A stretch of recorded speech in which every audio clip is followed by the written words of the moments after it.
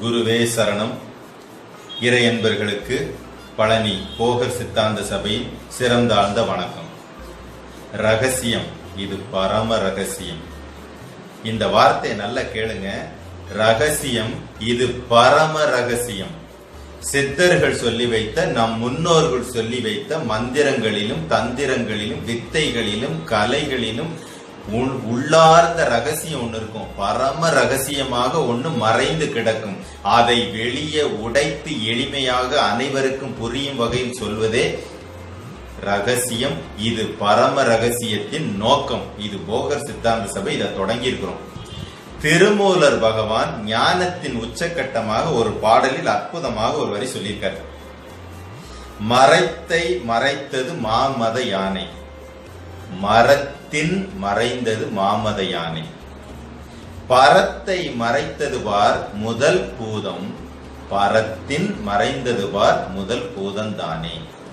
இத நிறைய பேர் அதுக்கு விளக்கம் எழுதியிருந்தாங்க. ஒரு மரத்தில் யானையோட உருவம் செஞ்சு வச்சா யானையை மட்டும் பார்த்தோம்னா அங்க மரம் தெரியாது. ஆனால் அது மரம் என்று பார்த்தோமானால் அங்க யானையோட உருவத்தை பார்க்க மாட்டோங்கிற அர்த்தத்துல திருமூலர் சொல்லியிருக்காரு அப்படின்னு சொல்லியிருந்தாங்க. அதே போல பரத்தை மறைத்தது பார் முதல் பூதம் தானே அப்படின்னு சொன்னதுக்கு தெளிவான விளக்கம் சொல்லல. ஆனா திருமூலர் பகவான் முதல் அத்தனை சித்தர்களுமே ஒவ்வொரு பாடலிலும் ஒவ்வொரு தனி மனிதனும் மேம்பட்ட நிலையை அடையணுங்கிற நோக்கத்துல அவ்வளவு ரகசியங்களை மறைச்சு வச்சிருக்காங்க. பாத்துக்கணும். ரகசியம், இதுவும் பரம ரகசியம். மரத்தை மறைத்தது மாமத யானை. இந்த மரத்தை மறைத்தது மாமத யானைன்னு சொல்லி திருமூலர் எதை சொல்லியிருக்காருன்னா, இந்த உடலில் கழு மரம் என்று நெடுவென வளர்ந்திருக்கக்கூடிய ஒரு மரம், முதுகுக்கு பின்னால் இருக்கக்கூடிய முதுகு தண்டு, அது மரம் என்ற பெயரில் அங்க குறிப்பிடுறார். மரத்தை மறைத்தது மாமத யானை. மாமதம், மதம்னாலே வெறி. மாமதம்னா சற்று கூடுதலாக தூக்கலான வெறித்தனமான எண்ணம்.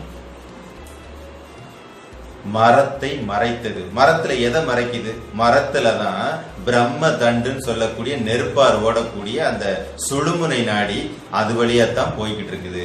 அந்த மரத்தை கீழ்ப்பகுதியில மறைத்தது மத யானை.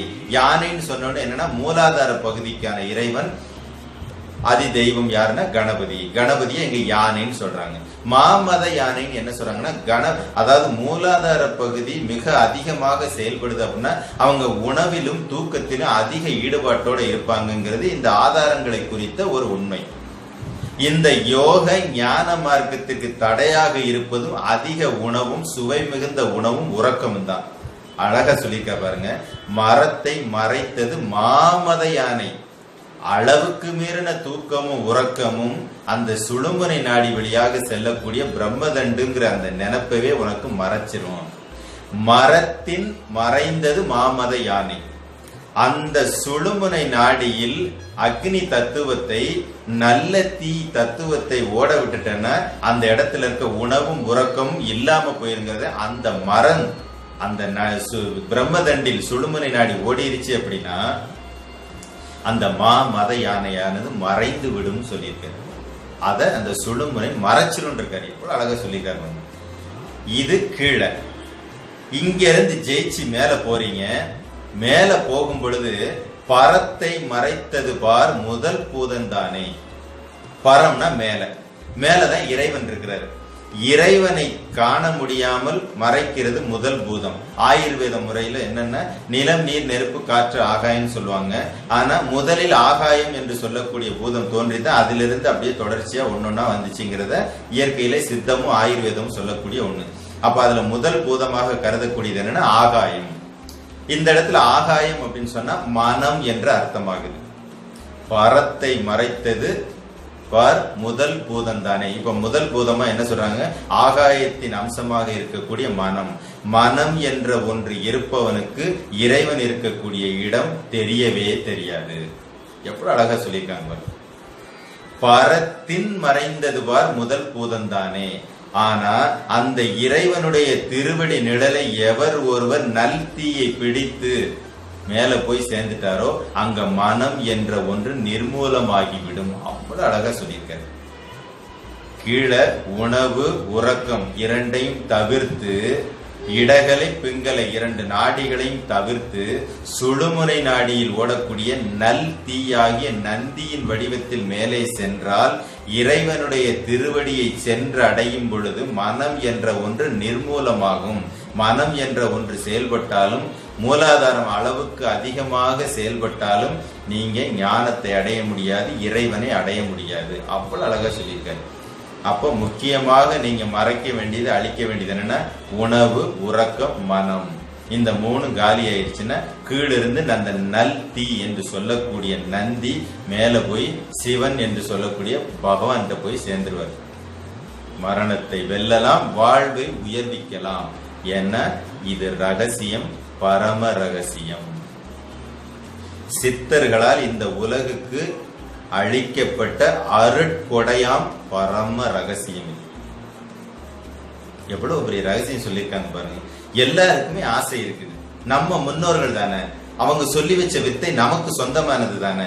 எல்லாருமே என் உள்பட இது போன்ற உபதேசம் கொடுக்கக்கூடிய அத்தனை பேரிடமும் நம் மக்கள் கேட்கக்கூடிய கேள்வி என்னன்னா, குண்டலினி யோகம், வாசி யோகம், தியானம் தெரிஞ்சுக்கணும். ஆனா அதுக்கு முன்னாடி அடிப்படையா நீங்க மாற வேண்டிய இடத்தில் நம்ம கவனம் போறதே இல்லை. அதனால தான் தியானம் செய்யறோம், குண்டலினி செய்யறோம், வாசி செய்யறோம், அப்படியே வாழ்வை முடிச்சு மரணத்தையும் பிடிக்கிறோம். அப்போ நீங்க செஞ்ச தியானம், குண்டலினி, வாசிங்கிற உயர்ந்த கலைகளை நீங்க அசிங்கப்படுத்துற மாதிரி, அதை தொட்டவங்களுக்கு மரணம் இல்லைங்கிறதா உண்மை. அப்ப நீங்க சரியா தொடலைங்கிறத அர்த்தம். மரத்தை மறைத்தது மாமத யானை. அந்த மரத்தை மறைச்சிருச்சு ஒண்ணு, அதை மரத்திட்ட மறைய வைங்க. அந்த சுழுமுனையில ஆக்டிவேட் பண்ணி அந்த சுழுமுனையில நல்ல தீ மேல ஏத்தும் போது அந்த மாமத யானை அங்க மரத்திட்ட மறைஞ்சிடும். பரத்தை மறைக்கிறது பார் முதல் பூதம். மேல இறைவனுடைய திருவடி அடைய விடாமல் ஒரு பூதம் தடுத்துக்கிட்டு இருக்குது. அத அந்த பரமேஸ்வரன் காலடியிலே உடைய சேர்த்து அவங்கிட்ட மறைஞ்சிருட்டுன்னு சொல்லியிருக்காங்க. எவ்வளவு அழகா சொல்லியிருக்காங்க. ரகசியம் இது, பரம ரகசியம். நம்முடைய போகர் சித்தாந்த சபை நடத்தக்கூடிய ஞான முகாம்கள் இனி அனைவருக்கும் ஞான வெளிச்சத்தை ஏற்படுத்தும். உறுதியா சொல்ல முடியும். இது எம் குரு போகர் பெருமான் மீது ஆணை. ஏன்னா எம் குரு இதுவரைக்கும் என்னை வெளியில் சொல்ல விடாமல் தடுத்த நல்ல ரகசியங்களை அவர் மூலமாகவும் பிரபஞ்சம் மூலமாகவும் ஒவ்வொரு குருமார்கள் மூலமாகவும் நாம உணர்ந்த வித்தைகளை, ரகசியங்களை வெளியில சொல்லாம தடுத்து நிறுத்தி வச்சிருந்த நம் குரு போகர் பெருமான் இப்ப அனுமதி கொடுத்திருக்காரு. இந்த ரகசியங்கள் அத்தனையும் இனி அனைவருக்கு விழிப்புணர்வை தூண்டும் விதமாக வெளியில வந்துகிட்டே தான் இருக்கும். வாய்ப்பு கிடைச்ச நல்ல உள்ளங்கள் இதை வாட்ச் பண்ணிக்கிட்டே இருங்க. எங்க உங்களுக்கு வாய்ப்பு கிடைக்குது அங்க அந்த வாய்ப்பை பயன்படுத்தி நல்ல வித்தைகளை, ஞான வித்தைகளை, சித்தர்களுடைய தத்துவங்களை, கலைகளை இதுவரைக்கும் எவ்வளவு தூரம் தேடி போனீங்களோ அந்த தேடுதலை அன்றுடன் நிறைவு செய்து கொள்ளுங்கள். எல்லோரும் எல்லா வளங்களையும் பெற்று பல்லாண்டு வாழ வேண்டுமாய் நம் சபை வாழ்த்துகிறது.